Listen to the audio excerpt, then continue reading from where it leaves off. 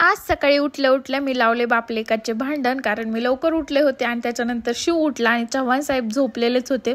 मी शिवला म्हटलं तर पप्पाला मारून ये म्हणून, पप्पाला उठव म्हणून. पप्पाने तुला रात्रीला मारलंय, तू झोपलं असं म्हणत होते तसं म्हणत होते, म्हणून शिवला मी आगाव केलं आणि त्याला भडकून लावलं त्याच्या बापाकडं. त्यांनी गेलं की वचका मारला, त्यांना उठवलं, ते काही उठत नव्हते, परत झोपत होते. मी काही जोरामध्ये म्हणत नव्हते उठव म्हणून, मग मी शांत बसले आणि त्याला इकडे ये म्हणत होते, ये म्हणून. ते चिडले होते म्हणून म्हटले ये, बिनकामाचा मार खाईल. तर मग फायनली तो आला, पण त्याला काही त्यांच्यापासून जाऊ वाटत नव्हतं जोपर्यंत ते उठत नाही तोपर्यंत. तर मग शेवटी ते उठले बिचाराला कंटाळून, कारण एकदा जो मोडल्यावर काय होतंय तो डबल गेला आणि तापट मारून पळून आला.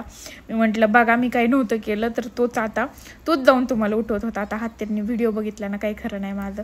त्याच्यानंतर इकडं त्याने त्याचा सगळा पसारा मांडला आणि बसला खेळत. नंतर आज मम्मीची तब्येत खराब होती, तर मला पप्पाला डबा द्यायचा होता, म्हणून मी आज सकाळीच उठलं की काय म्हणतात त्याला, भाकरी थापत बसले. नाहीतर रोज ब्रेकफास्ट वगैरे करत असते, पण आज नाही केला.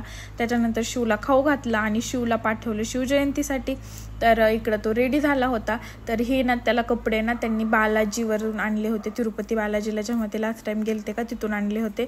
तर त्याला आज घातले होते, जेव्हा ते लहान यायले तेव्हा घालण्यात आले त्याला. फर्स्ट टाइम आज घातले होते, माझ्या लक्षात पण नव्हते की आहेत म्हणून, कपाटात आज सापडले. मम्मी म्हटली तो घाल म्हणून, मम्मी घेतला.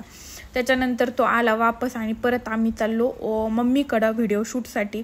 तर मी इकडं आवरलं आणि ऊन एवढं पडतंय, मी सगळं तोंड भिंड सगळं पॅक केलं, कारण माझं आधीच काळ आहे. आणि जर मी आणखीन उन्हामध्ये गेले तर मी आणखीन करपून जाईल आणि तुम्हाला दिसणार पण नाही कॅमेऱ्यामध्ये. म्हणून म्हटलं चला तुमच्यासाठी, तुम्हाला दिसावसाठी मी तोंडाला भिंडाला बांधलं. त्याच्यानंतर इकडं शिवांश आणि आम्ही गेलोत सगळे रानात. नंतर व्हिडिओ शूट केले, बघू शकता तुम्ही. तर मम्मीची ॲक्टिंग कशी वाटते नक्की कमेंटमध्ये सांगा.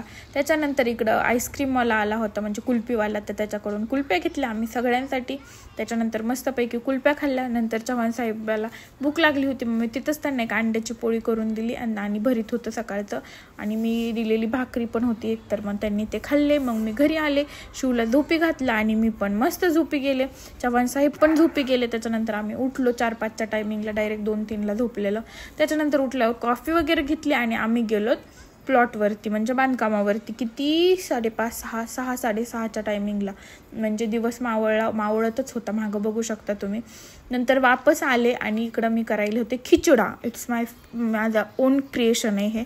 तर मस्तपैकी खिचडा केला. खिचडाचे अर्धे भांडे घासले आणि नंतर चव्हाण साहेब आले. मग आम्ही सगळ्यांनी 2-3 मिळून जेवण केले आणि मग जेवण केल्यानंतर उरलेले फक्त खिचडाचे कुकर वगैरे आणि 2-3 पाराती एवढेच भांडे राहिले होते.